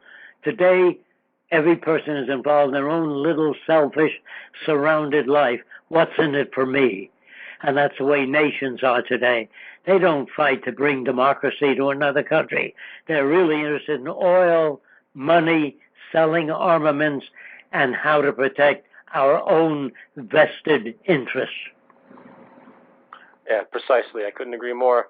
In a way, what you're advocating with the Venus Project isn't so much a technological society. It's really a different form of conditioning to create human beings that actually work together and respect each other. That's really the point, wouldn't you say? Exactly that. Yeah. In other words, if you bring up children in a home with warmth and love, they have warmth and love to give.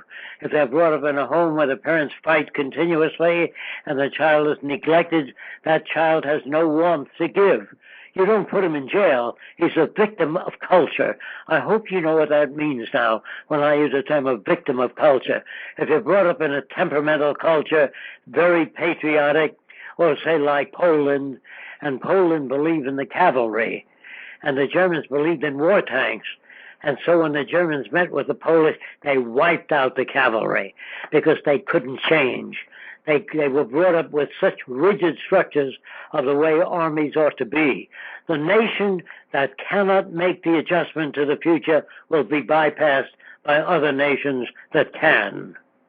And if you don't do your own thinking, others will do your thinking for you. It's called fascism. And we're moving in that direction. Roxanne and I cannot change in the world. We cannot change the world. Neither can anyone else. It depends on how much work you do, how much effort you put out toward changing people and making them aware of the factors that are responsible for human behavior. Right, and that's exactly what this movement is attempting to do, because we recognize the difficulty and we try to, essentially the numbers have to speak for themselves. And it's my hope, and I say this to everyone out there, that we have to spread this information and get massive, massive numbers, millions and millions of people. I think Jacque would agree. It's really the people themselves understanding this and understanding what the goal is, understanding all the attributes that Jacque has talked about. And until that understanding is there, it's very difficult for us to do anything else. Would you agree? If you wonder why people always seem to move in the wrong direction, the great majority of people, because it's easy to understand. When you say things like, I believe in the good old USA, simple things like that people understand. But when you get into the nature of human behavior and all that, it's too difficult for them. Right. So that's why they seem to align themselves with fascism. There's a greater tendency for our country to go to the right, severe right, because it's easy to understand. Right. When you say it's the goddamn Greeks that create the problem, it's the damn blacks that create the problem, it's the damn Jews that create the problem, that's easy to understand, and it's untrue. It's the environment that generates patterns of behavior that we don't like. Right. So the reason people seem to move in the simple direction, because it's easy to understand. God made the world, He made everything, so God bless America. Who the hell are you to tell God who to bless? If God made all the people of the earth, you don't say God bless America. You don't tell God what to do. It's such an aberrated society that our religion has become corrupt and money-oriented. But we think you're right. What is needed most of all is exposure to these ideas and an understanding, and having people expose these ideas as quickly as they can in any form that they can to other people. Even if we built the first city and we brought in people with the same value systems of today, we'd have the same problems. Right. We do have to have enough people that understand this and demand this as the system starts to fall apart, because they don't know what direction to work towards, and the system is already falling apart. Absolutely. And one comment I would say for the listeners that happen to consider this globalist New World Order, these old notions, which I'm sure, Jacque, you had heard about for years, this idea of essentially a banking corporate monopoly of the planet, which is the worst thing we could hope for, which seems to be kind of, moving forward with these new renovations they're doing with this hideous monetary system.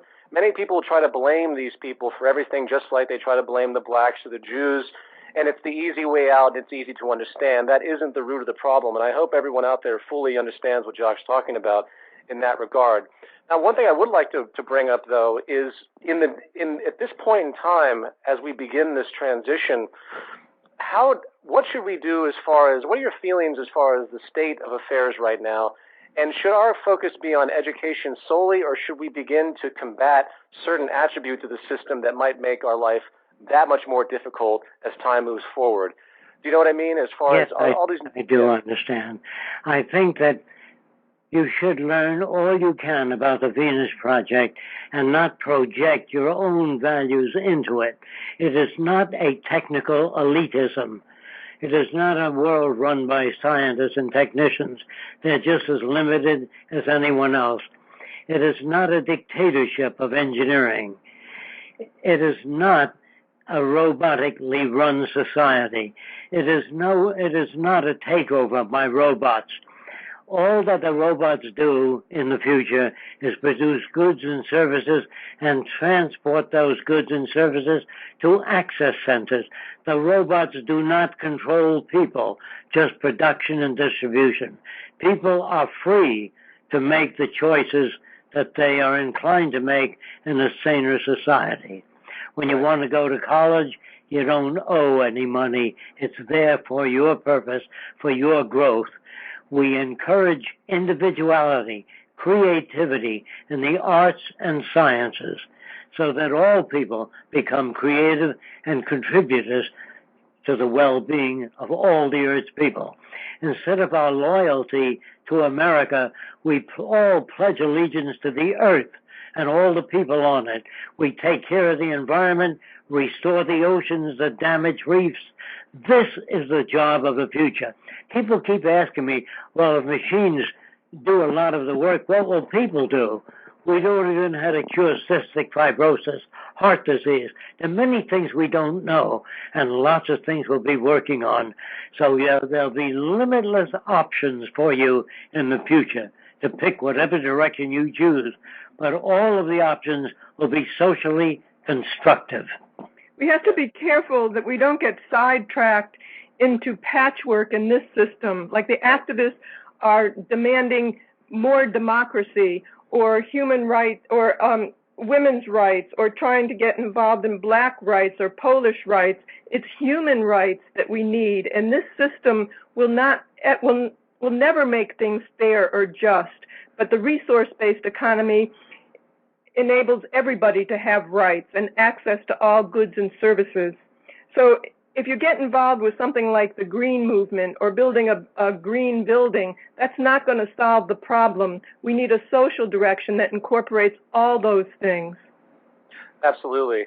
And the question that comes up again, I know that you've addressed it at different points, is the transition. Obviously, the failure of the monetary system due to both the shenanigans and the absurdity of their current practices coupled with technological unemployment is going to be the nail in the coffin, I think. Would you agree with that? Yes, I do. I think that things have to get so bad that people lose confidence in the people they elected to office. Only when that happens will they be looking for new things. And also, the transition will be painful. It's not going to be smooth. It really depends on how much work everybody else does as to how damaging the transition will be. Right. Obviously the establishment is going to be a big problem. The establishment seems to be tightening the reins on the society right now in the UK. They're going to monitor every single email that's being sent. And in the U.S., they're trying to shut down the Internet for states of emergency. Big brother. What's that's that? Big brother at work. Oh, absolutely. And that's a big problem that I wanted to just kind of get your opinions on. How do we... Go ahead. The automobile companies can't turn out a competitive product, and the banks fail, and we give all the public funds to the banks and the people that created the problems in the first place. That's what they're doing. They run the country. You think you have a Democratic president? There's no such thing. Right. If the president did things that would really be for the benefit of humanity, I can assure you he'll be taken out, if you know what that means. Yes, of course. So the kind of system you live in is giving the public funds, the pensions, to the people that created the problems in the first place. They don't give a damn about people, obviously. If you give your money to General Motors or Ford or any corporation that can't operate, what makes you think it's going to operate? Suppose you did give your money to General Motors and they did turn out cars. We know the public doesn't have the money to buy the cars, so what good is it, even if they could turn out the cars? Your system is about to collapse, and when it does, we hope there's enough people that know about the Venus Project proposals. And if you don't know enough about it, check it out, thevenusproject.com. And the zeitgeistmovement.com. Right. Well, everyone listening right now is most likely very much aware of those. But absolutely, and that's exactly the kind of motivation I'm trying to get people to feel with this and to understand the importance of it. As far as the transition, there are two things that keep coming up, which, if you have anything to add to it, regarding first the feature film, which details the lifestyle at a high quality production, and the second is the first city. And is there anything you'd like to talk about that? I know there's a lot of excitement about the first city. I'm not quite sure personally how to approach that because of funding and problems like that, but the people keep talking about it and talking about it. What is the relevance of the first city? Do you feel that the motion picture is more important than the first city? I would have to say so. The first city will be a planning center where we do a geological survey of the Earth's resources. Now, what you really have to study is not how many hungry people you've got or how many people of different persuasion. What you have to study is what do we have on Earth? What is the carrying capacity of the Earth? And the population has to be maintained in accordance with the carrying capacity of the Earth, not someone's opinion. Right, of course. We do think that, and kind of I say entertaining, but it's really an informative film in a way that people's attention will be kept on it with love story or adventure, whatever we need to keep it going on multiple levels. But a movie that shows life in the future in a resource-based economy, and then flashbacks of how we get from here to there to help answer the questions that people have. And it's better than just lecturing, and it'll reach more people in the shortest amount of time. And we hope that will be a catalyst, along with your films that reach a certain group. We'll hope that will be a catalyst to get to the general public so they'll walk out and say, why don't we live like this now? And give them a direction to work towards. The reason for the planning center is that the planning center cannot just put up buildings. It has to be based on available resources, transportation, how many factories do we have, how many cases of tuberculosis, cystic fibrosis, heart disease. That determines how many hospitals we build, not the opinion of some politicians. We have to base our future on statistical mechanics rather than opinions. Right. No, the political system of today was great 100 years ago, but it's no longer adequate, and it's falling apart all over the world. And I'm not talking about any kind of elitism, and I'm not talking about communism or socialism. In communism, they use money. They have armies, navies, police, prisons, government. We don't have any of those things. We have nothing in common with any established system. Right. Well, I would definitely agree with that. Do you feel that there is any possibility of a step-by-step move into this structure? Obviously, we have to get people to, we need lots of people, and the catalyst of a breakdown of society is going to help that. But in the event of, say, I don't know, some country that still functioned on a monetary system but wanted to incorporate your ideology, do you feel that, without being patchwork, do you feel that there's a hybrid of this system that could materialize, a hybrid? Only if things get terrible, Peter. If they don't get, which they seem to be getting worse, things are breaking down all over the world. It takes that kind of situation. I'm sorry about that. I wish that people were rational and can move to a sane society. But you got to remember that people are not elected to change things. They're elected to keep things as they are.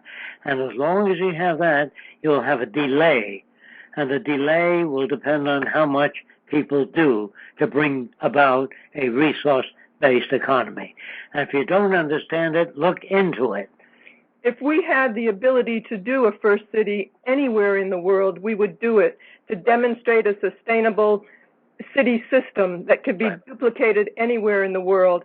And if we had the ability to do what we wanted in this first city, we would have it as a planning center for the next city to devise prints and blueprints and do it even better. We would also have an area, it would be a place where people would come and work on media to get these ideas into the general public in any way, shape, and form that we can do, from gaming to books to films to TV shows on the internet and on the regular TV stations, and develop films that will reach different parts of the population, different values in the population. So all that's very needed. We would also like to have a type of a theme park there that wouldn't be just entertaining, but people would go through that theme park and come out and understand different values, understand a direction for the future. We would want to have people from all over the world. We would keep a sector so people could visit from all over the world and then build these cities in different parts of the world. Another thing I want to say, Peter, there's no utopia, no final frontiers. No one can design the best laptop.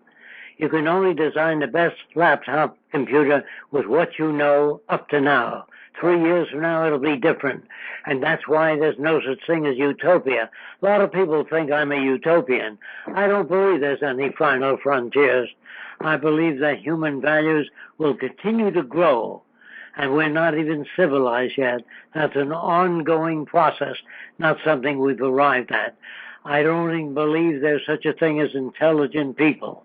An intelligent electrical engineer of 75 years ago could not get a job today. So what you call intelligent is part of an ongoing process. Right. Don't look to the future and say, what if we arrive there? You never arrive at an ideal society. Things keep changing and improving. Absolutely. Absolutely. Well, we only have a few minutes left. I wanted to ask you guys if you had any particular announcements or anything you'd like to address to the audience, the members, before we end. Is there anything that you guys want to mention in the final minutes that we have? Well, I just want to mention that we are being written up all over the world in very established magazines. And they are touching a resource-based economy, more so than they're doing it in the United States.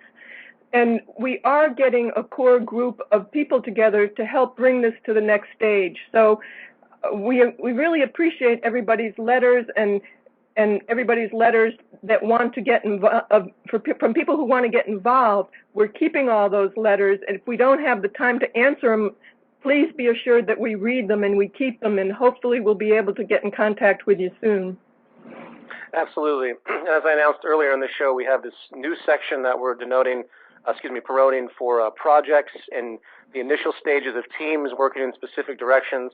And Jacque, I might have you, for example, address the technology team in the future, the people that are interested in science and that want to move forward. So we have a lot of work to do, and I think it's really fantastic. I appreciate you guys talking to all of us, and absolutely, we'll be in touch very soon. Thanks a lot, Jacque and Roxanne. Thanks, Peter, for everything you're doing too. Oh, thank you. We appreciate what you're doing. Oh, I'm just here because I appreciate what you guys are doing. So. Okay. Okay. Thanks a lot. Okay. Bye. Bye. And for the rest of you out there, I only have about a few minutes here. I think that's about it. I wanted to simply reiterate the point regarding the new project system, and essentially just get there and start working with it. I'm going to be on the forum soon on this section, the project section, to start bouncing information back with you guys, because this is the next stage. We have to get this general information out there. The communications team, again, is the most important. And, we have a ton to do, and I really appreciate everybody out there doing what they've done so far. It's really been good, and I think we're on the verge of some pretty historic moments here. Not that that means anything, but this isn't going away. I'm not going away, and these ideas are going to be here for a long time, and it's just a matter of us pushing through this difficult period that we're in now and moving forward. And as you know, great cathedrals used to be built by 4 or 5 generations of people. They just had a dedication to build something. It wasn't perfect by the time a specific generation ended, but they kept going to the next generation. That's the type of, not to say that that's the type of long-term scenario we're facing, but that is the way we should think about this. It should become part of your daily lives to advocate this concept, because it's really beautiful ultimately, and it's a creative idea. It has tremendous benefit. Even just relaying the underlying philosophical mechanisms to your fellow human being is extremely important. The social unification, the removal of all the vanity and all of the greed and all the attributes our system creates, which is going to come first, our shift of consciousness or the shift of the environment to affect our awareness and consciousness? That's always a difficult question, and it's going to kind of have to be both at once, I think. So I'm going to end this now, and I really appreciate everybody listening in, and I will talk to you guys in 2 weeks, and I'll be on the forums as well, and hopefully we'll start doing this once a week, depending on what kind of audience we get.